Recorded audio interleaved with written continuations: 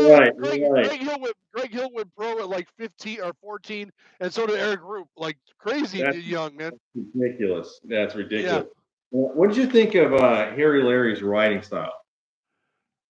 I thought he had I thought he was a man. I mean, he was aggressive, but I always thought that he was a little too small and he couldn't. I mean, out of the gate down the first straight, he was always strong, but Yeah, by the end of the race, he probably got outpowered. That was my opinion off the top of yeah. my head. You think he was a little underpowered for his size? I Yeah, know I that's mean, it would that's make the thing. sense. I mean, I know that before he left JMC that he never won a national, and I still think he never won a national as a pro. Oh, I was really? looking at I was looking at his Wikipedia page the other day, and I don't think that he ever won any nationals as a pro. I don't think so.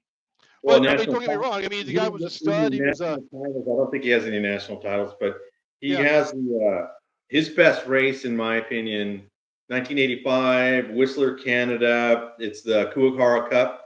So it was the race before the Worlds because the Worlds Gary Ellis won that year, but the day before it was red, it was wet, it was muddy, and Harry killed it. That's a great race to watch. Okay. All right. Yeah, that was one of his better races. Okay, hold on. I'm going to give you something else. Okay. Oh, here we go. Okay, so on this shot here, and I just saw Daryl Young on the Dirty Knobs podcast. What do you think of Daryl Young, JMC? Daryl Young's a stud, up to down, front to back. I rode his bike. Uh, Stud.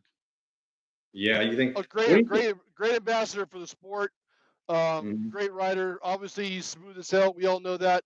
But I think every day I thank God that he came up short on that double and broke the front end off that JMC Black Shadow, and then asked Jim to make him his own bike.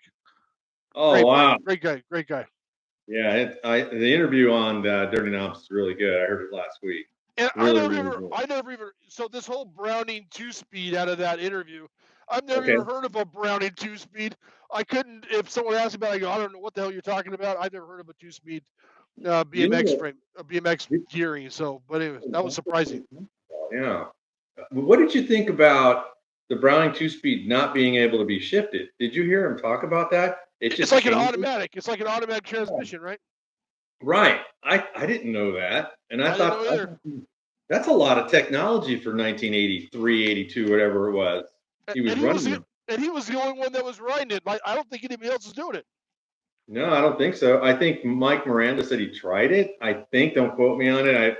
I don't remember everything from that Yeah, interview, but I thought it was a yeah. really good interview. All right, so we got Charlie Williams here on a cruiser on the top. Charlie's been getting a lot of press lately. I've been seeing him a lot. Yeah, Um, except on the Harry Leary clip. Yeah, I saw that, and I was like, I remember when I rewatched it because I heard all the rumors. I mean, I heard all the noise on Facebook, about that. I know Harry's an aggressive writer, and he was in the '80s, obviously, right? So I went back and I watched it, and I'm like, maybe he just bumped into him, and everybody's making a big deal. No, man, he went But to dude, right into him. okay, all right. Here's my whole thing on that, because I've saw worse fights every after every moto with Azusa. The guy's throwing down, dude. Like Sean Texas. Sean Texas got two fights at the starting line when he was racing. I mean, Wow. to me, it was like, okay, I think because the girl got knocked over or something like that. And I'm actually Yeah. sympathetic to Harry's plight. Okay. I wasn't the most level-headed racer back in the day, anyways. But Okay. people were like, significant guys were calling for him to be removed from the Hall of Fame, and I was like, look, man, you guys voted him in, and he was being judged on shit that he did when he was 17. Like, dude, you guys knew how he was. You guys voted him in the Hall of Fame. Guys like me didn't vote him in the Hall of Fame. So, Hmm. if you want him out of the Hall of Fame, it's your fault that you put him in the first place. I'm sympathetic to the whole situation, where I always thought that, look, people were getting in fist fights, and they talk about it on the